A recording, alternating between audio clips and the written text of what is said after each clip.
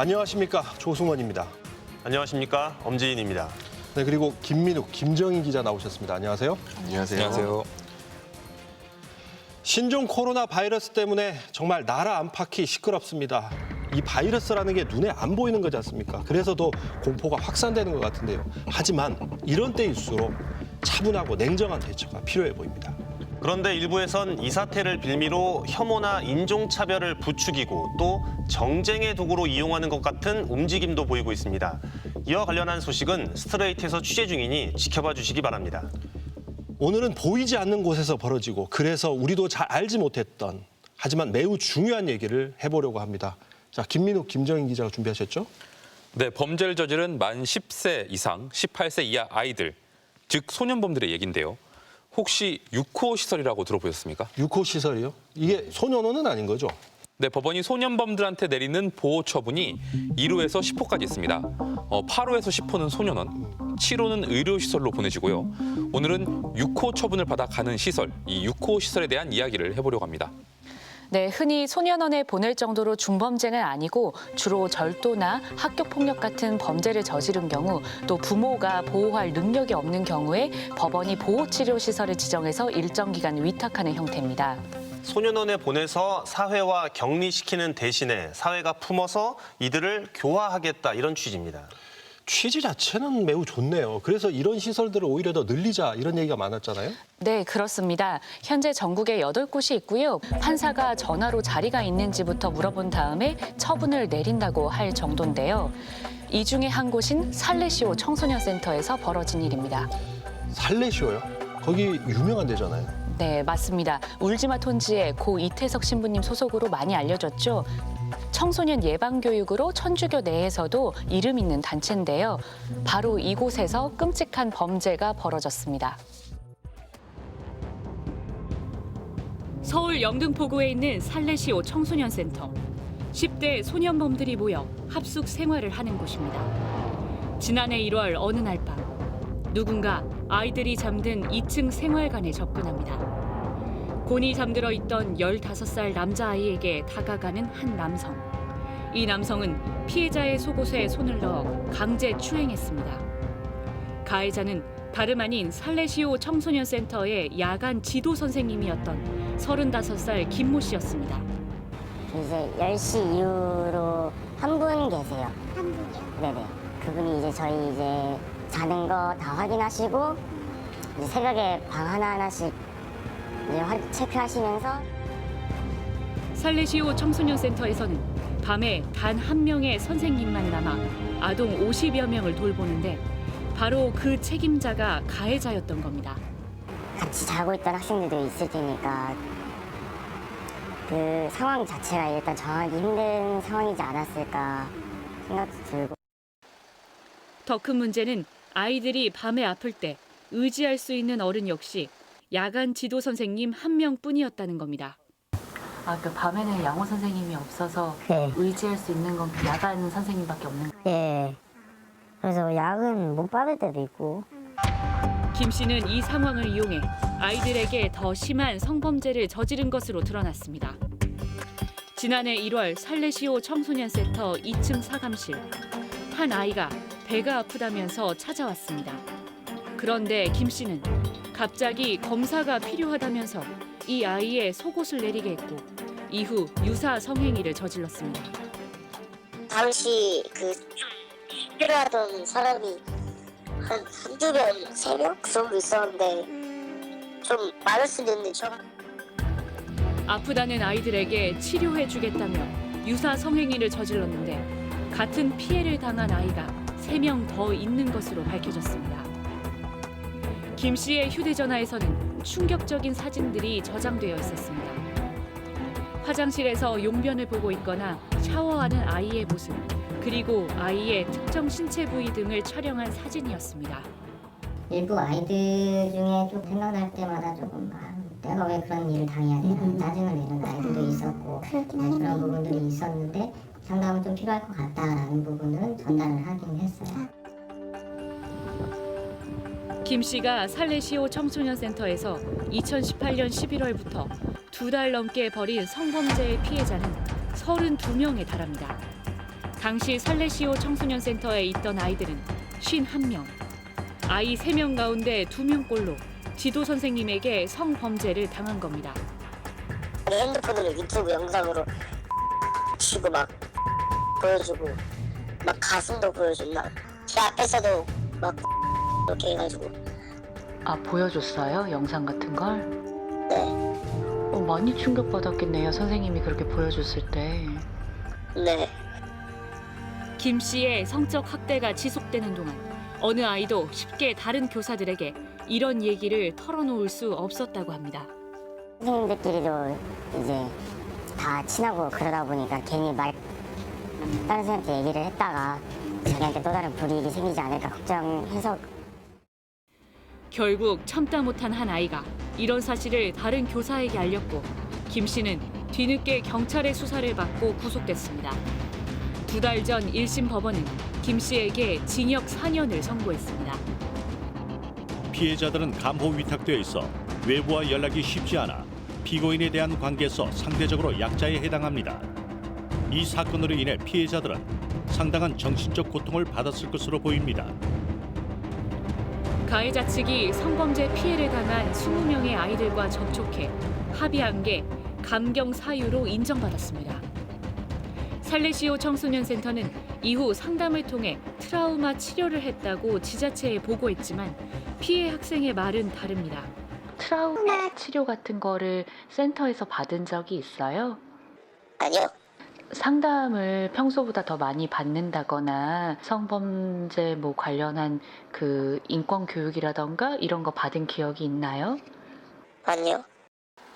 그리고 살레시오 청소년센터는 아직 아무런 징계도 받지 않고 있습니다. 위계에 의한 성폭력이잖아요. 교사가 저지른 거잖아요. 정말 악질 범죄예요. 부끄러운 줄 알아야죠. 어떻게 더 시설을 운영합니까? 창피해서. 아, 정말 믿기 힘든 일이 벌어졌네요. 이 또 다른 도가니 사건이라고 해야 하나요? 근데 이 피해 아동이 지금 32명, 가해자는 생활 지도원이에요. 근데 해당 시설에는 아무런 징계가 없었다고요? 네, 현행법상 아동복지시설에서 아동 성폭력처럼 심각한 범죄가 일어나면 단 한 번이라도 즉각 폐쇄 조치를 할 수가 있습니다. 네, 원 스트라이크 아웃이라고 표현합니다. 그런데 살레시오 청소년센터의 경우 관할 구청에서는 확정 판결이 날 때까지 일단 기다려보겠다는 입장입니다. 여기 1심 판결문을 확보를 했는데요. 피해 아동 32명의 증언, 또 가해자의 휴대전화에서 확인된 내용들입니다. 방송으로 옮길 수 없을 만큼 처참한 내용들이어서 저도 어떻게 전해드려야 될지 참 고민이 많았습니다. 아, 참 답답합니다. 근데 이 시설에는 당연히 책임을 물어야 하는 거 아닙니까? 이 정도면? 네, 맞습니다. 일단 피해자 수가 너무 많죠. 32명이고요. 범행 기간도 2달 반 정도로 상당히 장기간 계속됐습니다. 당시 이 시설에서 신부, 수사, 또 직원들까지 포함하면 수십 명이 같이 생활하고 있었는데 이런 사실을 그 누구도 몰랐다. 그거야말로 심각한 문제라는 생각이 들거든요. 저도 그 부분이 참 궁금합니다. 왜 피해 아이들은 2달 반 동안이나 이 얘기를 할 수 없었던 것인지, 또 다른 신부나 직원들은 왜 이걸 전혀 눈치채지 못했던 것인지 말입니다. 저도 처음에는 그 부분이 잘 이해가 안 갔는데요. 여기서 일했던 분들 또 퇴소한 아이들을 만나서 취재해보니 이 센터가 운영되는 과정에 상당히 특수하고 구조적인 문제가 있었습니다. 물풍선을 던지며 노는 살레시오 청소년센터 아동들. 이들 가운데 노란색 반팔 옷을 입은 아이들이 눈에 띕니다. 센터에 온 지 얼마 되지 않은 이른바 열매라고 불리는 아이들입니다. 동물원 원숭이 된 기분? 다 쳐다보니까 그냥 다 똑같은 옷 입고 가만히 있는데 걔네 편화도 입고 와서 그냥 뭐 어디서 왔나 몇 살이냐 다 물어보고. 스트레이트가 만난 퇴소자들은 열매들의 일과 중 가장 중요한 일은 벽타기였다고 말합니다. 벽타기란 등을 벽에 밀착해 가만히 앉아있는 자세를 뜻합니다. 크게 그 공간인데 거기서 이제 벽을 등에 기대고 정자세로 벽에서 등을 떼면 안 돼요. 떼면 이제 선생님 마이크로 등 떼지 말라고 막 뭐라 그러고. 긴 시간 부동 자세로 앉아있는 건 고역이었습니다. 적응을 돕기 위한 과정이라는 센터 측의 설명과 달리 역효과를 불러오기도 했습니다. 한 2, 3일 정도는 이제 그냥 아무 생각 없이 하다가 막상 생각해 보니까 이게 적응에 도움이 되나 싶기도 하고 좀 그랬어요. 선생님이 봤을 때 자세 괜찮고 이런 데 있으면 그냥 돌아다니며 체크하고 된다 이렇게 말해줘요. 근데 오히려 자세 안 좋은 애들은 계속 그래 냅두죠. 그냥 도망칠까 생각만 안 하죠. 도망칠 생각만 하게 돼요. 한 달가량의 열매 기간이 지나면 노란색 상의를 벗고 새내기가 됩니다. 일종의 신분 상승입니다. 새내기 위에는 나음이, 그 위에는 또 발음이, 최상위의 세우미와 이끄미까지 모두 7개의 단계가 있는데 각각의 지위는 또 세분화됩니다. 지위가 곧 강등될 수 있는 경고, 반대로 지위가 올라갈 수 있는 경료로 또다시 나뉘는 겁니다. 시설 수용자들에게 일종의 지위를 부여하는 건 외국에서도 종종 사용되는 프로그램으로 알려져 있습니다. 서열이 올라갈수록 책임과 역할 비중을 높이는 순기능을 기대한다지만 한국의 6호 시설에서는 사뭇 달랐다고 합니다. 발음이부터 혜택 많아지잖아요. 발음이가 그 헤어 드라이기 있거든. 그것도 원래 지위 낮으면 못해. 등급에 따라 다른데 이끄미가 이제 인터넷이 뭐 검색 같은 거나 그런 거 할 수 있는 인터넷 연결되어 있는 컴퓨터를 사용하게 해주고요. 그 바로 밑에가 이제 인터넷 연결이 끊겨 있는 컴퓨터. 지위에 따른 과도한 혜택 차이는 오히려 반감과 부적응을 유발하는 요인이었습니다. 지위 체계로 아이들의 권리를 제한하는 것의 다양한 종류가 이제 전화를 못한다라든지 편지를 주고받지 못한다라든지 외출을 못한다라든지 이런 것들은 기본적으로 인간이기 때문에 누려야 마땅한 권리인 거잖아요. 이것은 결코 내가 뭘 잘해서 받아야 마땅한 보상이 아니에요. 시설 안에서 잘못한 아이가 있을 때는 이른바 또래 재판이 열렸습니다. 지위가 높은 아이들이 다른 아이를 감시하고 처벌하는, 다시 말해 시설 내 신분차를 공고히 하는 자리였습니다. 권한 차이가 크다 보니 이 지위는 사실상 서열처럼 작동했습니다. 아이들은 지위 상승과 강등에 극도로 예민할 수밖에 없었다고 합니다.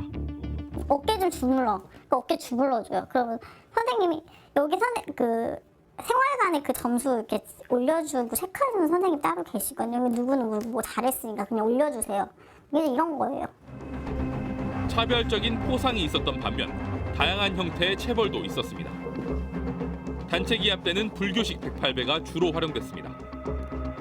108배가 정확히 108번의 절로 끝나는 경우는 잘 없었다고 이 시설 출신들은 말합니다. 청소가 잘 안 돼 있거나 그러면 당장 모이라고 모이면은 그냥 선생님 앞에서 1배, 2배 숫자 세 100배를 계속 하는 50명 중에 한 명이 한 100배 정도 하다가 다리가 아파서 자세 삐뚤어지면 그냥 대놓고 지목해서 쟤 때문에 이렇게 추가라고 그럼 다들 개만 원망하죠. 생활 지도실 앞에서 3시간에서 길게는 10시간까지 벽을 보고 무릎을 꿇거나 서 있게 한다는 메탈. 처음에 메탈이 뭐야? 근데 그랬더니 내 멘탈이 나가기 때문에 메탈이래요. 기본 메탈은 3시간에서 4시간 정도 무릎 꿇고 앉아있는 거고 풀메탈 기준은 화장실 가는 시간 빼고 밥 먹는 시간 빼고 이제 아침 한 8시부터 저녁 10시 정도 흡연이나 싸움처럼 큰 잘못이 아니어도 메탈에 처해졌다고 합니다. 가면은 4-5명의 아이들이 쭉 무릎 꿇고 벽을 봐요. 근데 너 왜 무릎 꿇고 있어? 그랬더니 저 복도 뛰어다니다가 걸려가지고 무릎 꿇고 있어요. 그러는 거예요. 방마다 CCTV가 있으니까 시끄럽게 하는 애들 사무실로 오라고. 이제 가서 왜 시끄럽게 했냐고 물어보고 이유 말하는 거예요. 그리고 이제 메탈 하라고. 빨리 안 오면 방송 계속 얘기해. 모텔까지. 훈육의 범위를 넘어섰다는 지적이 나옵니다. 조용히 시킬 수 있어요.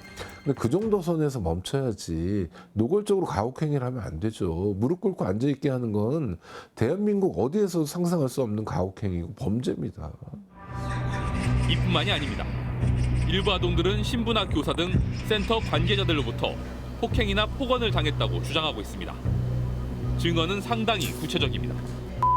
친구랑 저랑 이제 말다툼이 일어났어요. 어떤 친구가 친구한테 얘기를 했나 봐요. 얘는 말싸움한다. 갑자기 달려오시면서 제 멱살을 잡고 그 벽에 이렇게 그 처음에는 멱살 잡고 이렇게 무늬 쪽에서 캉캉 찍으셨어요 저를. 찍다가 이렇게 던지셨거든요.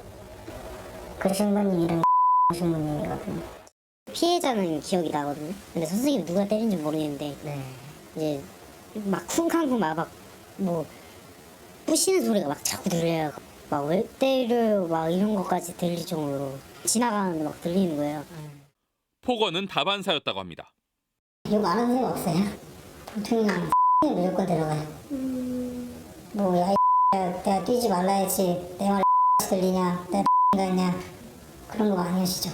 신부님들이 되게 좀 많이 그랬어요. 욕설을 좀 많이 하긴 했어요. 뭔가 화가 나면 그냥 감정적으로 막 얘기하고 막 그러니까 저희들은 솔직히 답이 없는 거죠. 지금 얘기도 안 통하고. 일부 신부나 교사들이 내비치는 6호 시설 아동들에 대한 부정적인 인식은 더 큰 문제였습니다. 식당에서 마이크 잡고 야 니네 놀러와니 범죄 지금 창살안에 갇혀있는 거 안 보이냐고 니는 지금 죄지어서 벌받으러 온 거라고 그렇게 얘기하셨죠. 어린 시절 과오로 수용됐다고 해도 아이들을 범죄자로 낙인 찍는 건 시설 운영 취재에 역행한다는 비판이 나올 수밖에 없습니다.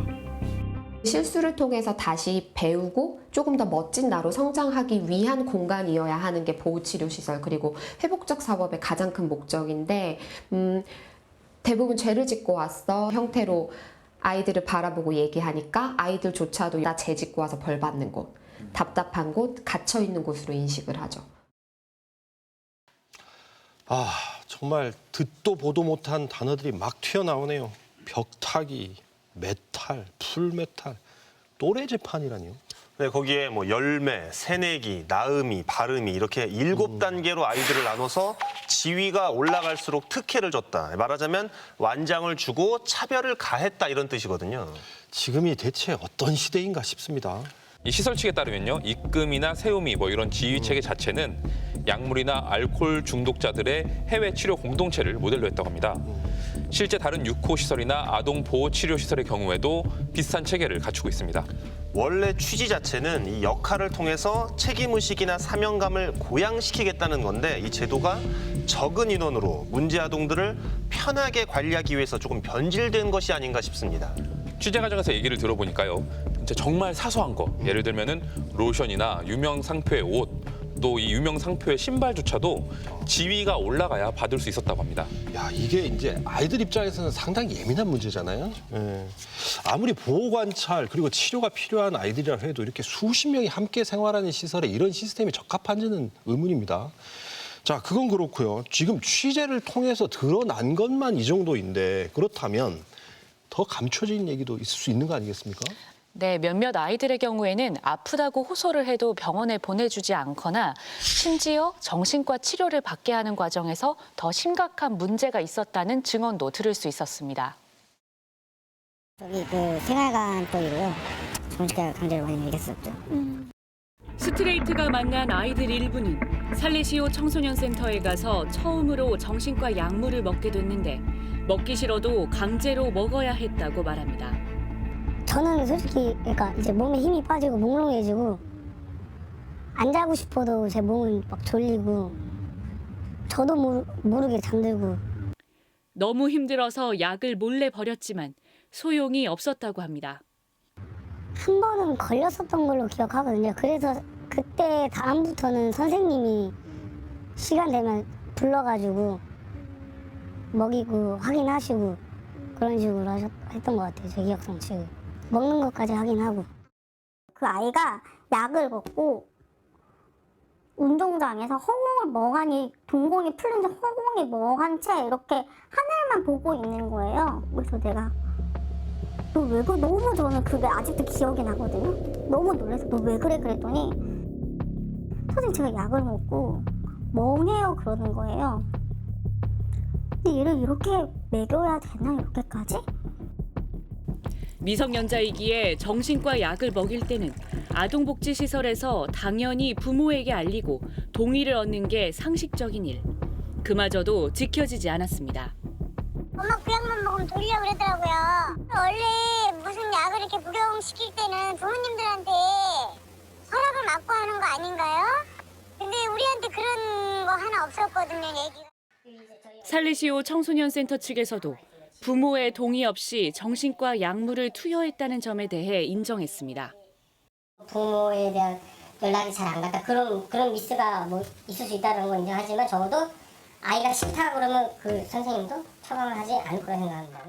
약에 대해서는 미성년 본인에게는 물론이고 부모에게도 법적인 보호자에게도 설명에 근거한 동의가 이루어진 이후에 투약을 하는 것이 굉장히 원칙적인 부분이죠. 의료 통상에 있어서.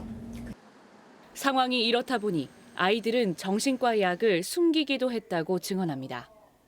약을 먹고 나서 애들이 조용해져요. 진짜 조용해져요. 약을 먹기 싫은 애들이 있잖아요. 청장하고 다닥하고 별로 차이 안 나요. 딱 가서 들어가 보시면은. 그럼 천장에 들어가서? 네, 천장이 다요. 그래서 그 저쪽 구석에 보면은 막 조그맣게 돼 있단 말이에요. 뚫려 있단 말이에요. 막 거기 위에다가 집어넣고. 쓰레기통, 신발장, 심지어 천장에까지 숨겨진 약들은 제대로 관리되지 않았습니다. 정신과 약물이 되게 굴러다녀요. ADHD 약을 서로 나눠 가져서 먹고 심지어 애들이 무슨 수면제인지 대충 아나 봐요. 그래서 자기 잠 안 온다 그러면 그거 빼서 주기도 하고 나눠 먹기도 하고. 살레시오 퇴소하고 나서 집에 잠을 자거나 친구랑 같이 잠을 자면은 제가 막 밤에 막 계속 소리를 지르고 막 벽을 막 때리고 막. 3년 전 살레시오 청소년센터를 나왔지만 지금까지 트라우마 증세를 호소하는 아이. 정신과 의사에게 3분 남짓한 진단만 받고 약물을 먹게 됐다고 합니다. 살레시오 생활 어떠냐? 솔직히 살레시오 생활 어떤 사람이 즐겁겠어요? 아니 뭐 즐겁진 않다. 뭐 슬프지도 않는데 그냥 화가 난다. 그 정도? 뭐 이렇게만 얘기하고 갑자기 뭐 나중에 또 한 번이 우울증 진단이랑 분노조절 장애 진단이 ADHD 있다고 약이 처방이 됐더라고요.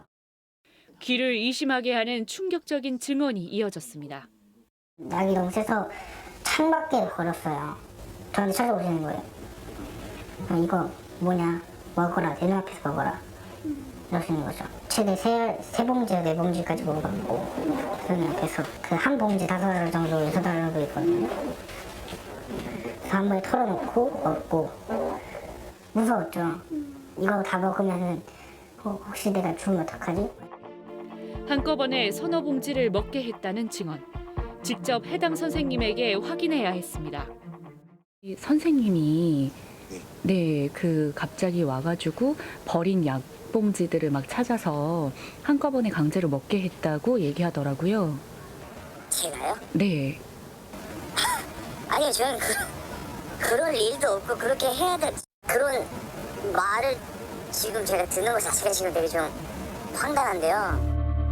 하지만 정작 아플 땐 병원에 쉽게 갈 수 없었다는 증언이 숱하게 이어졌습니다.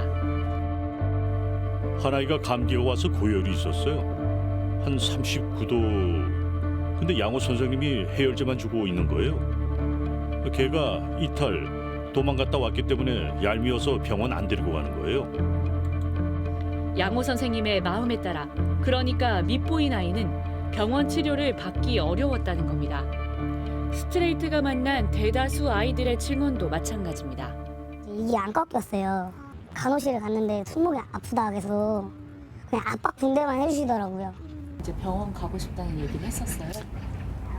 했죠. 괜찮대요. 뭐 파스만 뿌리고 뭐 근육이 놀라서 그런 거다. 참고 있었죠, 아픈데도. 이빨 흔들리고 하는데 보내달라. 지금 밀려있다 못 간다. 네가 이빨 뭐 잘 안 닦아서 그런 거 아니냐 이러면 못 나가서 그냥 진통제 하나 지워주고 끝나죠. 결국 내부의 양호실에서 치료를 받아야 했지만 그마저 열악한 환경이었습니다. 양호실에 비치되어 있는 물품과 시설은 일반적인 공간과 크게 다르지 않아 양호실의 기능을 제대로 하고 있지 않은 것으로 보였습니다. 야간 시간엔 거의 방치되다시피 했다고 합니다. 안 된다고 하면서 시간 딱 지나면 그냥 한 1분이라도 막 시간 지나면 그냥 딱 안 된다고 내일 오라고 그러면서. 기관에서 적절한 보호 돌봄을 제공하지 않은 게 아닌가 생각이 돼요. 그냥 두었다는 것 자체가 아동 학대일 수 있는 거죠. 아이들의 인권을 침해했다는 숱한 의혹 제기에도 살레시오 측은 아이들의 권리를 보호하기 위해 최선을 다했다는 입장입니다. 근데 육구 기관에서 저희 아이들이 행복 지수가 제일 높아요. 행복 지수가 높다고요? 네, 그러니까 그 안에서 가장 그래도 저희가 진짜 사랑으로 많이 신부님들을 비롯해서 저희가 많이 사랑으로 진짜 아이들을 지도하고 항상 함께 하거든요. 이 내용이 다 사실이라면 정말 심각합니다. 그 정신과 약물을 강제로 먹였다는 주장도 있고요. 미성년자인 아이에게 처음으로 정신과 약물을 먹인다? 근데 이거는 부모한테는 최소한 얘기를 해야 되는 거 아닙니까? 네, 아이에게 분노 조절 장애가 있다, 폭력적이다, 의사는 약을 먹으라고 한다. 그런데 아이는 안 먹겠다. 이럴 수 있습니다. 시설 종사자들 입장에서 쉬운 일도 아닐 겁니다. 그렇다 하더라도 부모한테 알리고 아이를 충분히 설득하는 게 당연한 절차 아니겠습니까? 네, 다만 이 아동학대와 약물 강제 복용 문제와 관련해서는 양측의 주장이 워낙 다르고요. 또 현재 경찰이 수사 중입니다. 어떤 결과가 나올지 조금 더 지켜봐야 할 것 같습니다. 그런데 제기된 문제가 이게 다가 아니라면서요? 네, 맞습니다. 취재를 하다 보니까 아이들이 아파서 병원에 가야 할 때 신부나 교사가 아닌 이금이나 세움이 같이 지위가 높은 아이들이 인솔을 하곤 했다는 놀라운 얘기도 나왔는데요. 한 아이의 경우에는 수술을 앞둔 아이를 병원에 데려갔다가 밤에 잠든 사이에 그 수술받은 친구가 탈출하는 바람에 갖은 체벌을 당해야 했다는 증언도 있었습니다. 관리자 없이 아이들에게 병원 인솔을 맡긴 것 자체가 문제인데 오히려 아이들에게 이탈의 책임까지 떠넘겼다는 얘기잖아요. 자, 이거 지금 보면요. 성범죄 사건이 있었습니다. 그리고 폭언의 폭행 의혹이 있었죠. 그리고 정신과 약물 강제 복용 의혹도 있습니다. 문제가 지금 한두 가지가 아닌데 그러면 그동안에 이 살레시오에서는 대체 뭘 한 겁니까? 이 성범죄 사건 같은 경우는 그동안 언론에는 단 한 번도 보도된 적이 없습니다. 저희 역시 아동학대 의혹을 취재하던 중 이런 사건까지 있었다는 걸 알게 됐습니다. 살레시오회 그리고 살레시오 청소년센터에선 어떻게 이야기하는지 직접 찾아가 봤습니다. 30명 넘는 아이들이 지도교사의 성범죄 행각에 희생된 6호 시설의 악몽. 수사와 재판 과정에서 외부에 전혀 알려지지 않은 성범죄에 대해 한국 살레시오회는 스트레이트 취재진을 통해 처음으로 공식 사과의 뜻을 밝혔습니다. 정말로 죄송스럽기도 하고 아이들에게 무엇보다도 죄송스럽고 또 그 부모님들 그 일로 인해서 고통받는 모든 분들에게 정말로 죄송한 마음이고 한국 살레시오회의 최고 책임자인 최 신부는 이런 일이 재발하지 않도록 하겠다면서도 현실적 한계를 털어놨습니다. 많은 아이들이 그 우리로 인해서 다시 한번 자신들의 자리를 잡아가고 미래를 준비하는 청소년들로 자라나고 있다고 믿고 있고 그런 과정 중에서 우리의 부족함들 또 우리가 완벽하지 않기 때문에 이러한 어려움들에 대해서 당연히 있을 수는 있다고 생각해요. 하지만 성범죄 외에 일상적인 폭력과 가혹행위, 약물 오남용 의혹 등에 대해선 할 말은 있다는 게 살레시오 청소년센터 측의 입장입니다. 센터 측은 아이들에게 모욕적인 폭언을 한 신부는 3년 전 직위 해제됐다며 현재는 폭언은 물론 폭행, 가혹행위, 체벌은 전혀 없다고 강조했습니다. 무릎은 절대 안 시키는 저희들은 무릎을 꿇게 하는 일은 하지 않습니다. 양반 달고 그냥 원래 의자에 앉는 건데요. 의자를 자꾸 뚝뚝가지고 들고 다닐 수가 없어서 그냥 이렇게 잠시 앉아 있는 걸로. 아이들의 지위를 나누고 그에 따라 각종 혜택에 차등을 둔 건 사실이지만 동기부여를 위한 교육적 차원이라고 밝혔습니다.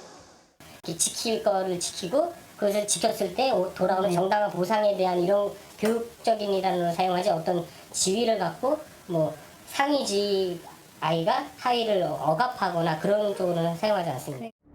하지만 교육 목적이었다고 해도 아이들이 차별과 부당한 대우를 느꼈다면 교육 효과를 의심할 수밖에 없습니다. 솔직히 말해서 군대 같긴 하죠. 솔직히 왜 여기서 이렇게 살아야 되는지도 모르겠고 반성하라고 하는 건데 거기서 왜 거기 굳이 가가지고 잘해야 되긴 하겠죠. 하는데 반성한 의미는 아닌 것 같아요. 제가 봤을 때. 병원 진료 역시 증세의 심각성에 따라 우선순위를 정한 것일 뿐 병원에 가지 못하는 경우 그 이유를 명확히 설명해 주라는 지침을 교사에게 전달했다고 합니다. 또 부모에게 알리지 않은 채 정신과 약물을 복용시킨 점은 일부 인정하면서도 강제 투약은 없었다고 부인했습니다. 강제로 먹이진 않겠지만 이거 너 먹도록 처방하고 이것을 먹어야 그 본인도 그렇고 다른 사람들에게도 덜 피해를 준다고 했을 때 그걸 권유하지 않을까요? 하지만 시설 내부에서도 여러 차례 제기된 절박한 호소조차 아무 소용이 없었다고 합니다. 선생님 약 먹는 게 너무 힘들어요. 저 죽을 것 같아요. 저는 이게 살며시 죽어가는 거예요. 근데 제가 해줄 수 있는 게 아무것도 없는 거예요, 정말. 이거 고치고 변화시키는 거 진짜 문제 아니라고 생각하거든요. 살레시오회가 아동학대 의심 정황을 목격해도 외부에 알리지 말라고 직원들을 교육했다는 주장도 제기됐습니다. 살레시오회 내부 지침을 보면 아동 청소년 학대 행위가 발생할 경우 고발하지 말고 책임자에게 통보해 살레시오회 윤리위원회에 판단을 맡기라고 돼 있습니다. 아동학대 의심이 있는 경우 아동보호 전문기관이나 수사기관에 누구든지 신고하도록 하는 현행법을 거스르는 지침입니다. 조직적으로 내부 입단속을 해온 것 아니냐는 비판이 나옵니다. 아이들이 안팎으로 직접 도움을 요청하는 것도 쉽지 않았습니다. 국가인권위원회 진정함이 있긴 한데 이제 선생님 방 앞에 걸려 있는 거예요. 혹은 선생님 방 앞에 걸려 있지 않는다 하더라도 시설에서는 50명 이상의 아이들이 같이 집단으로 생활하는 곳인데 내가 아무리 몰래 넣으려고 해도 누군들 보지 않겠느냐. 살레시오회 측은 사건 은폐 의도는 전혀 없었으며 규정에 오해의 소지가 있다면 개정을 검토해보겠다는 뜻을 밝혔습니다. 법원에서 유죄 판결까지 나온 성범죄를 빼고는 다른 의혹에 대해선 대체로 사실과 다르다는 입장. 센터 측에서 소개해준 어느 퇴소자는 6호 시설에서의 생활에 만족감을 표시했습니다. 얘기도 잘해주시고 생활하는 데에도 뭐 도움을 많이 주시고 해가지고 저는 선생님들 좋아가지고 아직까지 연락도 하고 그런 상황이가지고. 반면 같은 시설에서 생활하고도 극명하게 엇갈리는 증언. 지옥 같다. 몇 명 인사할 때는. 경찰은 센터 내부에서 발생했다는 여러 의혹 전반에 대해 수사에 들어갔습니다. 수사를 진행 중인 것은 복약지도죠. 과잉 복약지도. 또 주로 보는 것은 아동학대 쪽입니다. 지금 진행 중인 단계라 뭐가 맞다 이렇게 말씀드리기는 곤란하고요. 지난 2017년 국가인권위원회가 살레시오 청소년센터를 포함해 전국의 모든 6호 시설 수용 아동들을 상대로 조사한 결과 약 84%가 시설에서 인권 침해를 경험했다고 답했습니다.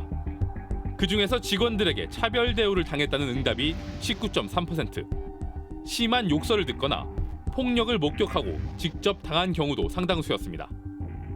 인권위는 각종 개선 요구 사항들을 정리한 보고서를 6호 시설에 보냈지만 달라진 건 없었습니다. 살레시오 수도의 국내 최고 책임자죠. 관구장께서 직접 나와서 얘기할 정도라면 이 사안을 쉽게 보지는 않고 있는 것 같습니다.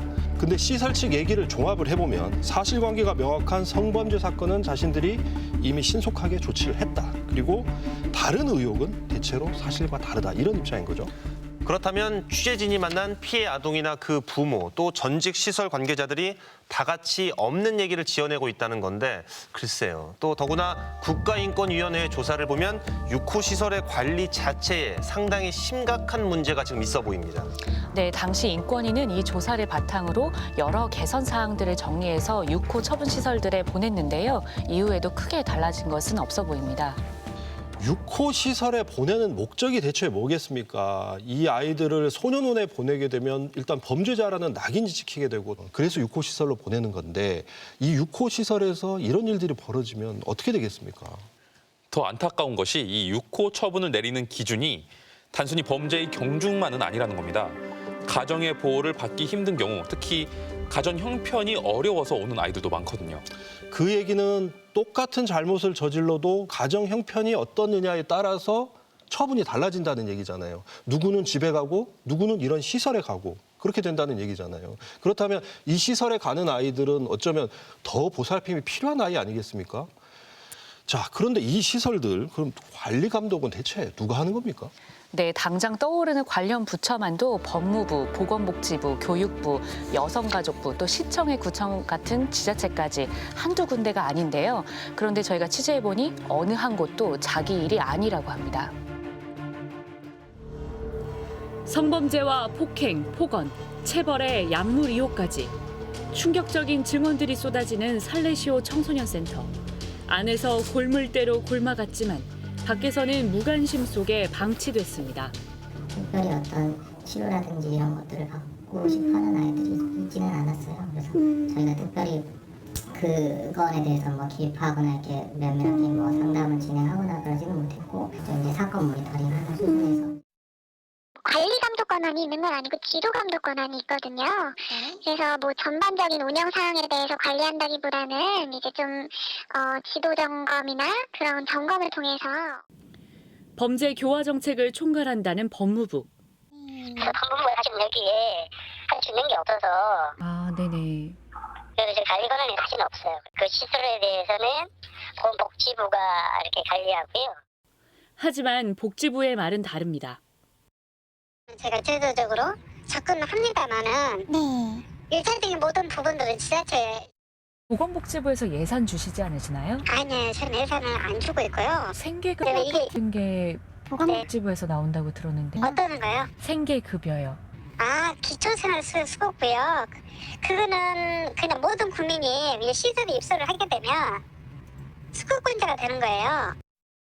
얘네들이 서울시는 보건복지부, 보건복지부는 여성가족부, 여성가족부는 영등포 구청, 영등포 구청에서 다시 보건복지부. 이거를 한 3일, 4일을 그거 응답만 제가 받은 거예요. 핑퐁이 됐군요.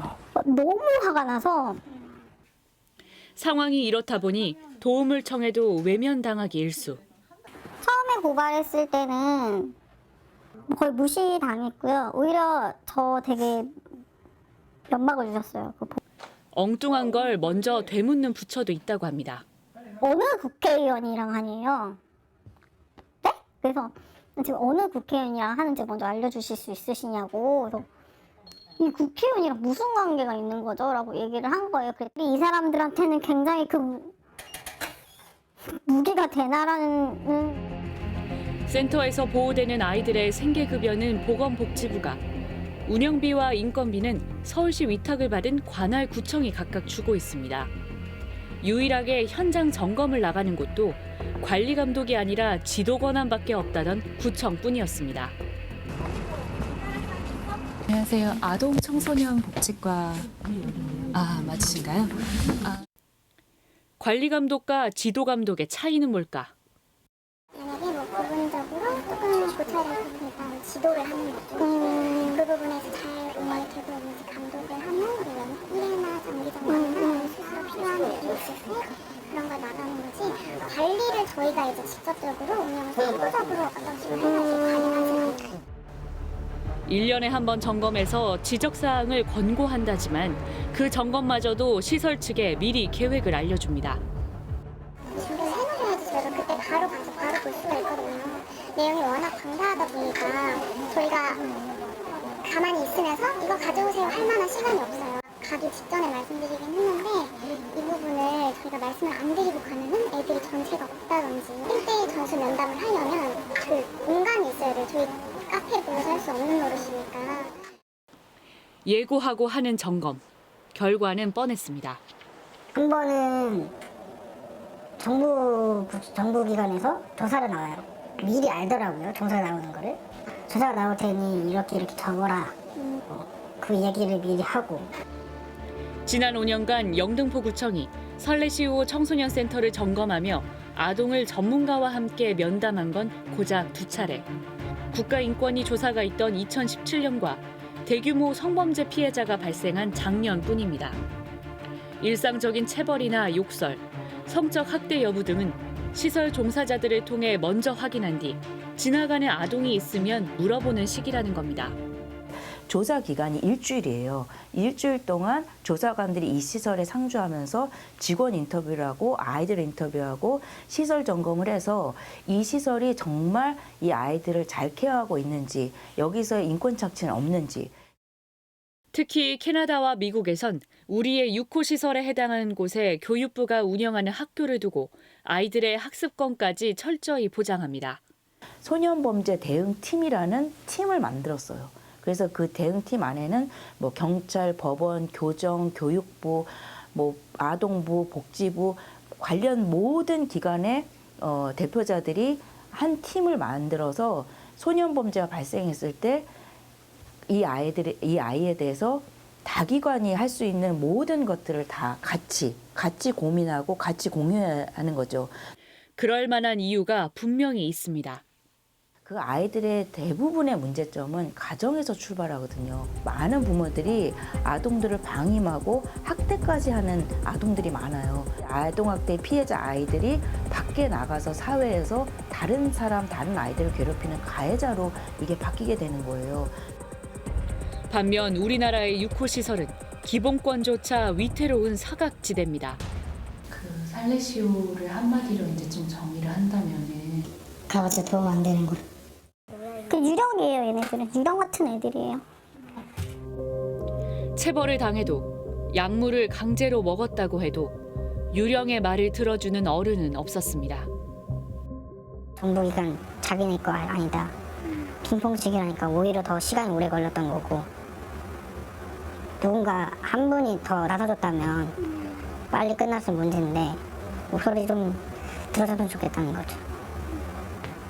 애들 목소리 좀.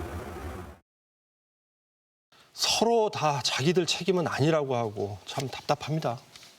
네, 이런 와중에 정부는 소년원의 포화 상태를 해결하겠다면서 민영 소년원 같은 민간 전문기관의 참여를 확대하는 방안을 지금 추진하고 있습니다. 그런데 앞서서 보셨듯이 민간에 풀어주기만 하고 제대로 감독하지 않는다면 그 효과는 크게 떨어지고 또 아이들에게 오히려 사회에 대한 반감만 키워줄 수 있습니다.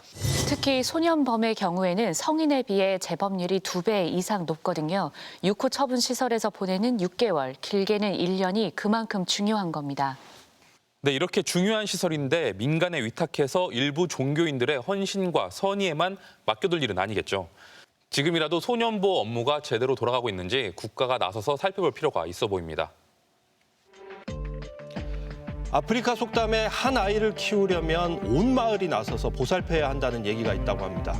한때 잘못을 저질렀지만 나이가 어린 6호 시설 아이들. 이 아이들의 미래가 우리 사회의 미래이기도 합니다. 끈질긴 추적 저널리즘 탐사기획 스트레이트. 다음 주에 뵙겠습니다.